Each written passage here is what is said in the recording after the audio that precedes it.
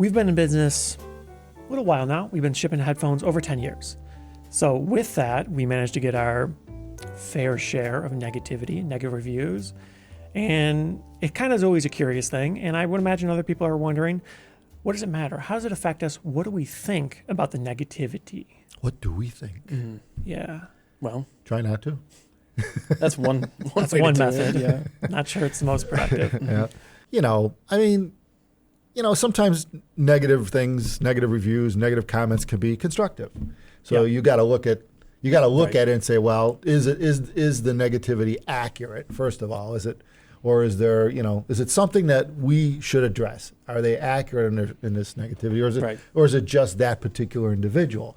Because you one thing I could think of, like when you look at someone says something negative, you don't go changing the company because of it. You don't completely eliminate a product because of it. You don't wipe out a design because of it. You look at it objectively and go, wow, is that negativity warranted? And then if so, is this something we need to address now, later, whatever?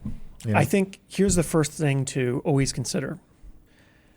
Whenever you have a company trying to do things, like we're trying to make high-end headphones, you got to assume typically people have positive intents with these things. And I think in our case, that's definitely the circumstances.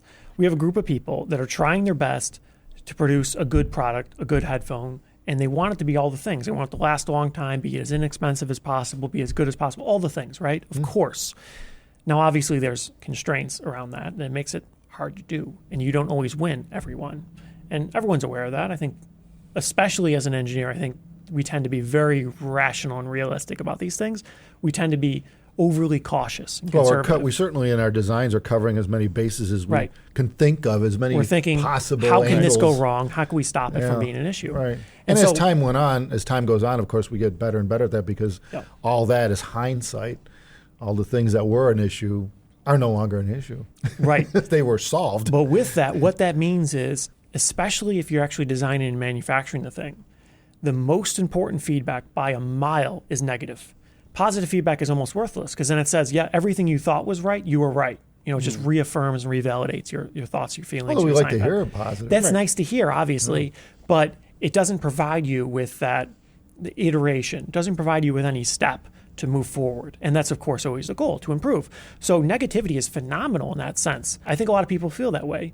You see a negative thing, you say, okay, they could take that, they could improve their product, they could iterate and make it better. And that's true, as long as the person that's making this negativity understands everything that's going on, right? Because a lot of times there's things that are unspoken, unknown, and you don't know all the Well, data. they have to understand the design philosophy for one, and because they may be picking on something that was meant to be that way, right? Sometimes, I mean, it was made to be that way, and maybe it ain't right for you, but it's the way the thing was designed to be, right? Yeah. So there's one example that just keeps coming up that I was thinking about, and that's like when they launched the yoke steering wheel in Model S, and they knew people, it was going to be polarizing and everything, and obviously they had the ability to they had the technology to make a round steering it's like wheel, an right? IndyCar type. Yeah, right. Yeah. And they had reasons why it could be a good thing, and but in the end, after what was it, a year or two, they finally like, all right, fine. We'll give you the option to get around. They finally caved to all the negativity around the. I mean, we get that because we're kind of like that too. We're trying to be more cutting edge on certain facets of headphone design, and it's misunderstood. Many times it's misunderstood. Right. You got to get that. The hard thing is, you always are trying to do your best to make the best product. I think that's the case for most companies, and inevitably, there's always some misunderstanding. And it could be that you didn't understand your consumer. It could be you didn't understand your manufacturing process. It could be the consumer doesn't understand the product. Or maybe they thought it was something different than it was because of how it was marketed. I think what I see is people are accustomed to a certain thing, the way certain things are done. They're just accustomed to it. So now when you break away from the norm as a design or as a manufacturing process or whatever, right? Yeah. They're looking at it as, well, this isn't what I'm used to. This is what I'm accustomed to. And that could be construed as a negative. Right. But the reality is maybe you just got to get used to that. Maybe it's better. Maybe you don't know it's better until you live with it for a while. that happens a lot. Where things are like, in its day, were hated, and then 100 years goes by and everybody's like, this is how everything is now. Yeah. And you didn't realize that there was a point where when that first came out, everybody hated it. It's like when like the split window Corvette in the '60s came out, everybody hated it because like, well, it obstructed your view. Yeah, right. You know, it was worse. It was a small window to begin with. Yeah, and then so people were converting them in the day to like the prior year to a full size window. Yeah. And now they ruin the value of those vehicles because now everybody wants. It's coveted. Yeah, right. It's rare. Yeah, it's rare because nobody wanted it. Yeah, right. Nobody bought it. Right. That's right. the thing that nobody tells now you it's about. the coolest thing since yeah. sliced Now you bread. want one, and that's the issue. You get that, and especially if you're designing the product, you tend to be well aware that this is the case. That humans are intrinsically going to have a bias to keep things the same, almost always. You see something new, and the first reaction is always, "Oh, I don't want that." So it's hard to know, is this actually a step forward? Because you're always expecting the negativity out the gate. And occasionally people fade into, actually, this is great. So it's hard to know, like, where's the balance? How do I know how much I could shift things and have it be received well? I know when our first model was the AB1266, right? Yeah. And it was completely different than anything else. And I mean, that was like a full out first year of negativity for starting a new business. It was just, people were just brutal with it. Oh, you know, torture device. We know everyone knows the saying on it, but it's like, but you know, once they started realizing how it worked right, and why it was made, which took a few more years, right? Why it was made. And of course, back then, too bad we didn't have a YouTube channel to explain this stuff like we did now. But, you know, there's a whole design philosophy around the lack of clamping force, which is, there's not a lot of ways to do that.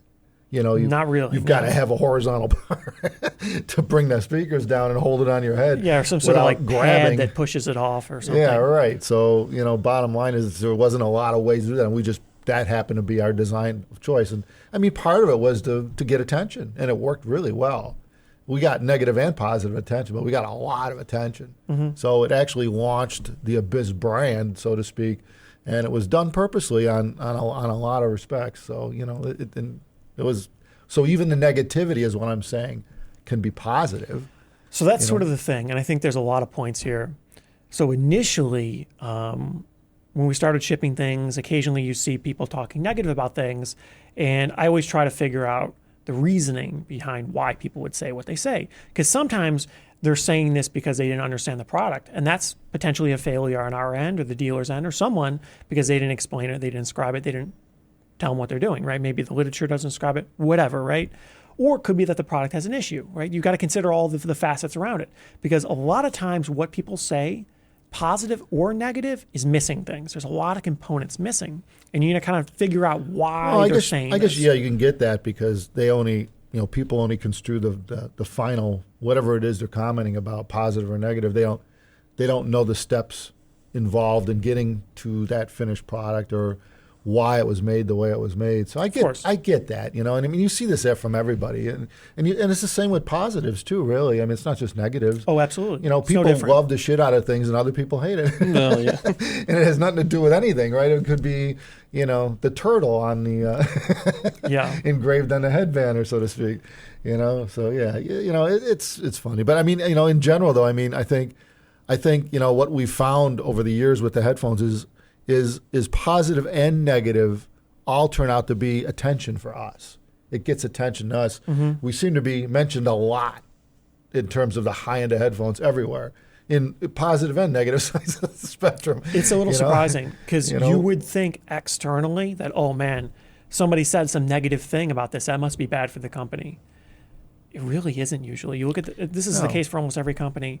It takes a lot for it to actually matter. Usually, especially when it's a small company, negativity ends up being positive, which is very interesting, but it's almost always the case. Well, remember when the first iPhone came out and how negative everybody was? It's like, who's going to, I mean, and all the other, that was the other thing. All the other, like Steve Ballmer all the other phone companies were like, who's going to buy a $600 phone and all that? Yeah, right. And now nobody thinks anything, $600, that's like mid-range now. Well, yeah. But at the time, like all your legacy phone manufacturers were like, nobody's going to buy that. Well, price is an easy thing to bash. Yeah. You know, you see that all the time. In fact, that's probably the most negativity we see about our products is people bashing prices. Well, the curious thing is people don't always look into these things, but a lot of times the reason why people are attacking the product is because of the price. But the thing that gets me is they don't say it's because of the price, and they may not be consciously aware of it, but a lot of times you'll see people arguing online like they like doing, and they'll say, oh, I hate this, I hate that, I hate that. And then you start digging into some random stranger comes on and starts fighting back and forth with them. And it always comes out that the reason why they don't like it is because they can't afford it. It's too expensive. They don't think that it's worth it, or they think the company's making too much money because they're selling it at this price. That's a tough thing to understand because, in our market segment, we're making a very high-end product, and it is going to be expensive. Unfortunately, we weren't in the business of designing low-cost headphones. It just isn't what we do. And, we're looking at that end of it to see what we could do. But, the thing is, we're making product here. We're machining it here. It's a low-volume business, and it's a niche. And, it's not Beats. It's just not. And, you could probably make a model set that's called not Beats. And well, the silly thing is, it's not. Across the high end, it's almost universally the case. There is very little money in the expensive products, which is curious because they're the ones that get all the negativity, right? High price point, people say, oh, they must be making a killing. People making a killing are the Beats. And the stuff, so in the consumer low-end price points. Yeah, in fact, anyone want to check on what they sold that company for to Apple? Right. You don't see any high-end companies selling for crazy numbers. Oh, it was in the billions, I think. I can't remember the number. It's been so long. It was a lot. Yeah, it was a lot. And that was before they sold it to Apple. Now it's obviously it was a ridiculous number, but maybe it was $3 billion. Yeah, but look how many headphones they make now. Yeah, right. Like you put it on a chart, they're like almost all of them. We're not even on that chart, even if we were like displaying. Not even close. Right. Yeah, not even. We're in the. What would you call it? The lowest possible volume segment there is where us high end guys are, and but yet that's the thing, right? But anyway, enough. We've done videos on this before. Enough concentrating on price, but that I think you're right though. It tends to be where people do focus the most on is the price, and for this price it should do this or it should do that, and it's like, well, that's not really isn't how it works. I mean, it's like cars don't fly for a reason because they're cars. Right. Sports cars don't drive off-road because they're sports cars.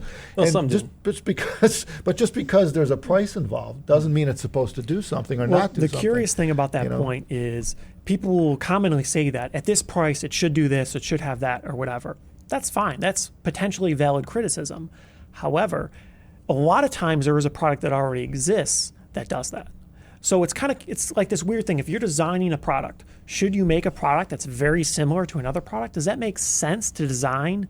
If you're talking low volume, relatively low margin, not huge number of profits, why would you make a product that already exists? Right? Like it does. There's competition there. Right. Whereas if you make a product that's different, you're offering something that provides, I think, more value to the consumer. It's unique. Right. Well, it seems to be more rational. The example I always remember, like when DVD players started to get hit high volume, like everybody had one. They're selling millions of them. They're like $30. It took a while. Yeah, but once it got there, the higher end in DVD players you went, the less features they usually had. Yeah. The cheap ones had they would play any format right there because they were producing them at such a volume and they just were keeping up with all the latest stuff. Where the highest end stuff was way more expensive, but it would just play DVDs, right? It wouldn't play any of the new formats. Or CDs. Because they were just focused on making the video look better, and that was all they cared about, right? Yeah. So that's more true. Niche, I mean, they focused on the video circuitry. Yeah. Better power supplies, less noise. Instead of just features, the things that actually cost more to produce. The hard stuff is in the box. But see, people don't see that. They see the box, and it puts out video, and they connect it to a screen, and lo and behold, it works just like everything else. Because I had a relatively expensive Yamaha DVD player back then, and it's like it would get frustrating because I wanted to play like other formats and stuff, and like this $20 one could do it, right? It's sort of an issue though, because that's mostly marketing, and that's where a big discrepancy comes in. You look at something like computer parts or something like that. SSDs is a great example. People will buy SSD based on the read to write speeds. That's the maximum amount of data you could put in or out of the drive. But those are so incredibly misleading, almost useless numbers because they only work in narrow circumstances. A lot of times it only works for 10 seconds or something. The best case scenarios. Right. Yeah. And if you write to it continuously like we do for our video editing computer over here, we're writing at 2.4 gigabytes per second the whole time we're recording this. If you do that kind of throughput on a modern SSD, even if it says 7,000, it'll give up and it won't be able to handle that after 30 seconds or something. And they don't tell you that. Right. And you can make a product that handles that, but the numbers are typically lower. Like these drives only do 1.4 gig a second. So you look at the numbers, you say, oh, it's worse. but for this, it's better. So there's always like these kind of behind the scene things where people are trading this off for that. And it's hard to advertise this because somebody already advertised it misleading. Well, that's why like we always recommend to people, you know, if you're going to get at go in the higher end of things, you kind of got to live with it for a while. Like, you know, people judge things in 15 million increments and call it a day or whatever it is, or, you know, and I tried it sucks, or I tried it, it's great. It's like, you get a lot of those. Yeah, I mean, it could go either way, right? But it's like the ones that suck are like, well, but did you know that it did this? Did you know that you could adjust? Did you know? And they're like, invariably, it's like, oh no, I didn't know you could do that. It's not a simple tool. It's not a hammer. It's not a screwdriver. You know, it's more of a complex thing you're dealing with because it interacts with you, your environment. Like I'm talking about headphones. Something that is very complicated. It interacts with the system, your music, you know, it's a complex system where, you know, you take a flat blade screwdriver, right? Aside from it not breaking and being the right size for the screw you're turning, it's a little basic easier tool, to evaluate, right? It's easy to understand. Okay, you could judge the grip of it. You know, it's a simple thing, right? I get all that. You know, you got Linus with LTT with his. They made the ratcheting screwdriver. Well, ratcheting changes the game. Yeah, but that thing's been. But I mean, even then, like, you know, they made. I think they made videos about, you know, taking shit for an expensive screwdriver, which is relatively speaking, anyone buys for his audience. It's a very expensive screwdriver, right, but compared to high end screwdrivers, it's not expensive. Yeah. So, you know, and they made a pretty nice screwdriver, right? Apparently. Yeah, I don't know. I don't use that stuff, so, you know, I don't do ratcheting screwdrivers, so I don't care. I got a Phillips bit chucked in my drill. But it's always like that. And but, he does take a lot of negativity for that. Yep. And the question is, does it affect sales? Yeah, it probably helps them if you had to guess. It probably helps. That's the funny thing. Yeah. Almost always it helps. Well, when I watched the video, it was nice because they compared it to other screwdrivers in the field. And I have a Williams ratcheting screwdriver, and it was like, oh, it was in there, so it was compared right to his. And I'm like, then in the end, they're like, they're pretty close, and it's like twice the price. So, Overall, if we summarize things, does it matter when people say negative things? Does it impact us? Does it hurt us? Does it hurt our feelings? And I would say sort of yes and no. Of course, we always try to improve the products, right? We want to deliver the best user experience, the best product, the lowest, everything we want it to be the best, right? Of course. However, a lot of times the negativity actually ends up helping, which is very curious. Well, and a lot of times it's because of a misunderstanding or a misconception that they have about the product. Well, the easy thing is that there's a couple things that are at play there. One is, you know, a lot of people are smarter than these reviewers or whoever are being negative about it are. You know, they read between the lines. Yeah. You know, a lot of people own the stuff and they're like, what the hell's he talking about? You know, it's people chiming in that actually use it. Yeah. Yeah. So technically, in that sense, he's making himself. You know, if you want to be really negative, you're kind of making yourself look. If you bad. go too far, it's just because it's like, well, something's wrong here. It's pretty obvious, you know. And it's the same when people talk about full positive gushing reviews. Right. It's the same deal. Same like, whoa, this is perfect. Something's wrong here. Oh, they must be paying them, you know, blah, blah. Which, by the way, we don't pay reviewers. We never paid a reviewer. No, we've never had to. 30-some years that I've been doing this, you know, through the whole time, we don't pay people. I guess I should add to that. We get contacted all the time, like all companies do, to like sponsor companies and channels and stuff like that. There's a lot of companies that reach out to us that say, hey, do you want to pay for a review, is effectively what they say. But the number is always ridiculous. It's always like 10, 20, 50,000 for a meaningless review. Well, that and the people that are asking for this are really not relatively small channels. They're not. We know that the results ain't going to happen. You're going to pay for something and not get results. Right. So bottom line. We have never paid for a review. Yeah, we don't pay people I don't know if for people reviews. would trust that. Yeah. You don't need to. Right. It's ridiculously expensive. Well, the thing is we've got way more people asking to review our stuff than we can send product out for. I mean, the reality of it is the majority of the product is sold. It's not. We don't send 50 pieces out for review. Those 50 pieces have names on them already, you know. And it's kind of funny because it's almost counterintuitive. But the people that send out, just flood reviewers with units, those are the people that are typically making money on the product. They're making a lot of money. Well, you can afford to and they hand can 50 afford pieces to dump all these units out, which is funny because the consumer side is kind of sort of the opposite. It's almost always the case. Well, I mean, that's, you know, and I get that because they are used to, you know, beats coming on a pallet from China or whatever. There's 5,000. Yeah, right. There's just pallets and there's truckloads of this shit coming in the U.S. at a time. And it's a completely different market because you're just shuffling boxes. Where here, we're making these things one at a time. It feels more of a hand process. It's not, you know, they're made, they're finished, they're assembled, they're tested. There's a whole... You know, it's a small group of people here.